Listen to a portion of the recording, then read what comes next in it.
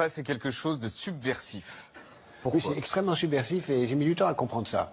C'est que le repas dans notre société, c'est un moment où on ne travaille pas, où on n'achète rien, et où on ne produit rien et où on parle entre nous de choses qui peuvent être critiques de la société. Donc c'est un moment extrêmement dangereux pour le capitalisme, pour employer un mot un peu général, mais pour toute forme de société organisée. C'est un moment très dangereux puisque c'est un moment qui est hors de la discipline sociale. Donc c'est pourquoi dès la fin du 19e siècle, la société capitaliste américaine a tout fait pour tuer le repas, pour qu'on mange vite, pour qu'on dépense très peu d'argent en mangeant, pour garder de l'argent pour acheter autre chose. Et qu'on soit peut-être le moins possible autour de la table. Qu'on soit le moins possible autour de la table, d'où la durée des repas qui s'est effondrée, et qu'on passe l'essentiel du temps à faire autre chose, à travailler, à produire et à consommer d'autres choses que de la nourriture. Donc on a rendu la nourriture, à la fin du 19e siècle, fade.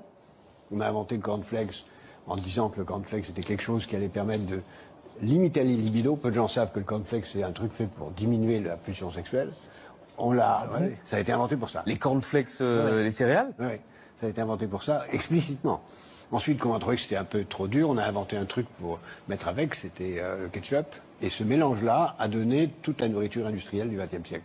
Et a entraîné le fait que, comme tout ça, c'est pas très agréable à passer des heures avec, on mange vite, on passe peu de temps à table, et on a vu que la durée des repas, avec une exception française. Oui, c'est ce que j'allais vous demander. En France, ça va encore. Ça va encore. C'est un peu un village isolé. Le repas reste plus longtemps. On passe plus d'heures à table que les autres, enfin plus de minutes plus que d'heures.